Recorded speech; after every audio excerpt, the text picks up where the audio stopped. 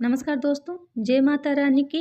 Pimple में एक बार जल चढ़ाने से क्या फल मिलता है, आइए जानते हैं। प्राचीन काल में एक अत्यंत शोभायमान सुंदर नगरी थी जिसका नाम नंदीग्राम था। उस नगरी में पुष्कर नाम के एक श्रेष्ठ ब्राह्मण रहा करते थे।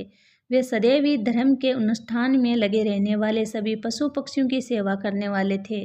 उनके आश्रम में एक प्राचीन पिंपल का वृक्ष था जिसकी वह ब्राह्मण नित्य पूजा किया करता था।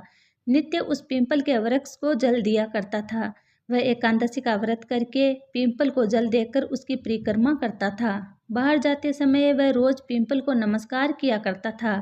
इस प्रकार से उस ब्राह्मण ने उस पिंपल के वृक्ष की पूजा करके बहुत सारा पुण्य अर्जित कर लिया था। फिर एक दिन एक भयानक राक्षस भोजन की तलाश में उस पुष्कर ब्राह्मण के आश्रम पर आता है और इधर उधर देखने लगता है। तभी वह ब्राह्मण कुटिया से बाहर आकर देखता है कि एक भयानक राक्षस वहां पर खड़ा हुआ है। जैसे ही वह राक्षस उस ब्राह्मण को देखता है तो कहने लगता है, अरे आज तो बहुत ही सुंदर ताजा मांस खाने को मिलेगा। ये ब्राह्मण तो बहुत ही जवान, सुंदर और गुणवान दिखाई पड़ रहा है। अभी मैं इसी को चबा डालता हूँ। उस राक्षस को देखकर वह ब्राह्मण बिल्कुल भी भयभीत नहीं होता है और उस राक्षस से कहने लगता है, हे राक्षस, इस गरीब की कुटिया में तुम्हारा स्वागत है। तुम बहुत भूखे दिखाई दे रहे हो, कहो तुम्हें भोजन में क्या दूं? ब्राह्मण के इस प्रकार के वचन सुनकर वह राक्षस आश्चर्य में पड़ जाता है और सोचने लगता है, बड़े आश्चर्य की बात है, यह ब्राह्मण मुझसे जरा सा भी भयभीत नहीं है। यह अवश्य ही कोई बड़ा तपस्वी दिखाई पड़ रहा है। तब वह राक्षस कहने लगता है, हे महात्मा, आप कौन हैं और इस वन में क्यों रह रहे हैं? आपको मुझे देखकर बिल्कुल भी डर नहीं लगा। तब ब्राह्मण कहते हैं कि हे राक्षस, मैं भगवान विष्णु का भक्त हूँ। मुझे इस संसार में किसी भी चीज़ का कोई भी भय नहीं है। इसलिए तुम बताओ, तुम्हें क्या चाहिए? तुम्हारी जो भी इच्छा हो वह पूरी की जाएगी। आओ इस वृक्ष के नीचे आसन ग्रहण करो। तब वह राक्षस जैसे ही उस वृक्ष के नीचे चला जाता है तो उसका शरीर जलने लगता है और तुरंत ही उसकी मृत्यु हो जाती है और एक दिव्य मनुष्य उस राक्षस के शरीर से बाहर निकल आता है। उस मनुष्य को राक्षस की योनि से मुक्ति मिलती है। वह मनुष्य बाद में प्रसन्न हो जाता है और उस ब्राह्मण से कहने लगता है, हे ब्राह्मण देवता, ये कैसा चमत्कार है? यह कौन सा वृक्ष है जिसके नीचे ठहरते ही मुझे मुक्ति मिल गई है? तब वह ब्राह्मण कहता है, हे महात्मन, ये पिंपल का वृक्ष है। यह साक्षात भगवान विष्णु का ही रूप है। ये सभी पापों का नाश करने वाला है। इस वृक्ष के सानिध्य में आने से तुम्हारे सभी पाप नष्ट हो गए हैं। फिर वे दिव्य मनुष्य स्वर्ग की ओर जाने लगता है। फिर एक दिन यमराज अपने दूतों को बुलाते हैं और कहते हैं, तुम जाओ और नंदीग्राम में निवास करने वाले पुष्कर नाम के ब्राह्मण को पकड़कर यहाँ पर लेकर आओ। यमराज का आदेश पाकर वे दूत यमलोक से धरती पर आते हैं और उस ब्राह्मण को जीवित ही पकड़कर यमलोक ले जाने लगते हैं। रास्ते में महात्मा पुष्कर उन दूतों से कहने लगते हैं, हे दूत, तुम ये क्या कर रहे हो? मेरी तो मृत्यु भी नहीं हुई है और तुम मुझे पकड़कर यमलोक लेकर क्यों ले जा रहे हो? फिर भी यमदूत कहने लगते हैं, अरे ब्राह्मण, तुम चुपचाप हमारे साथ चल। खुद यमराज ने हमें तुझे उठाकर लाने का आदेश दिया है। पता नहीं तूने ऐसा कौन सा भयंकर अपराध किया है। हम भी जानना चाहते हैं कि तूने कौन सा पाप किया है। फिर वह ब्राह्मण शांत रहकर उन यमदूतों के साथ यमलोक जाने लगता है। यम के दूतों को भी बड़ा आश्चर्य होता है।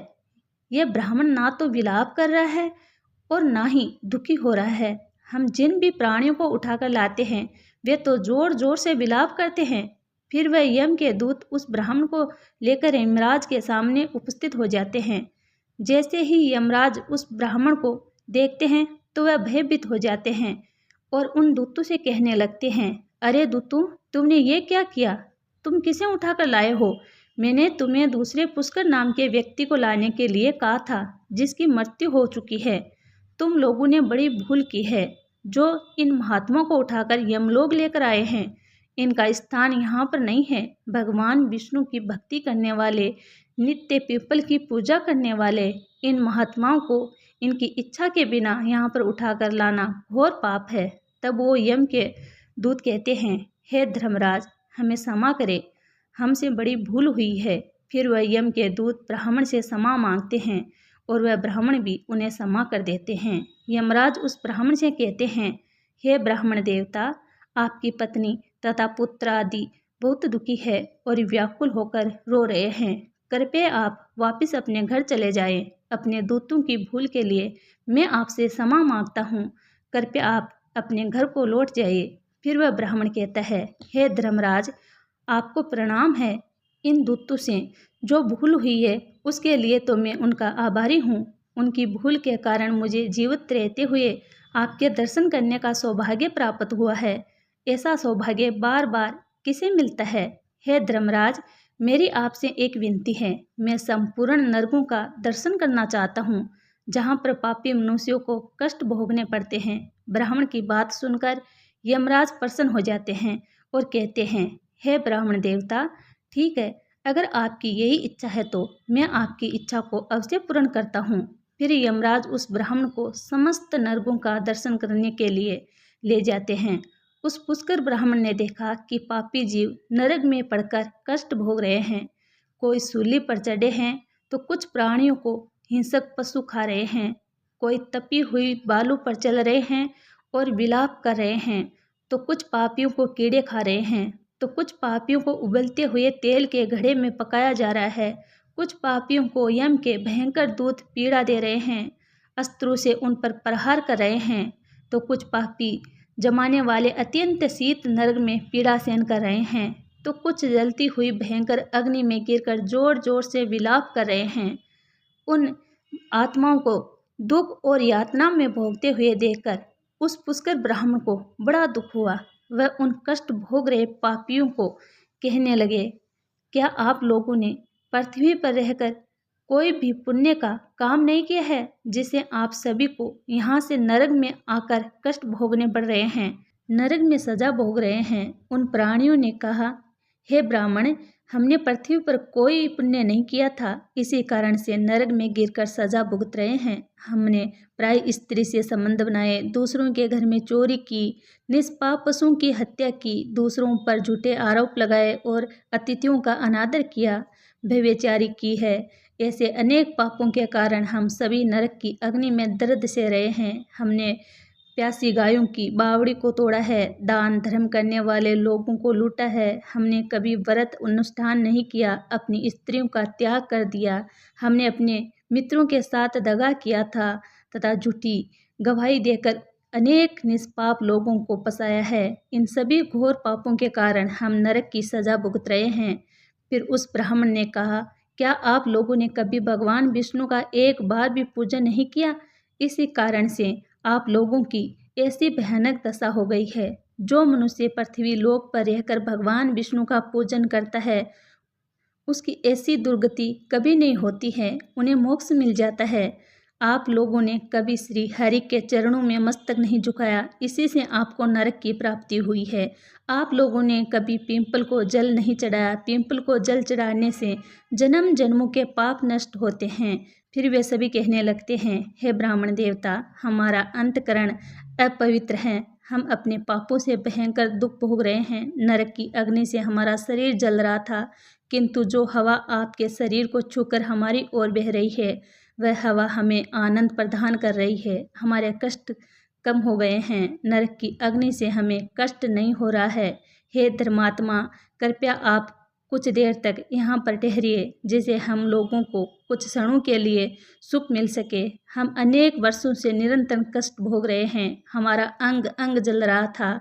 हे ब्राह्मण देवता, आपके दर्शन करने से ही हमें संतोष आ रहा है, कृपया आप हम पापियों पर थोड़ी दया कीजिए। फिर यमराज कहते हैं, हे धर्मात्मा, अब आपने नरक देख लिया है, अब आप अपने घर लौट जाइए। आपकी पत्नी शोक में डूब कर रो रही है।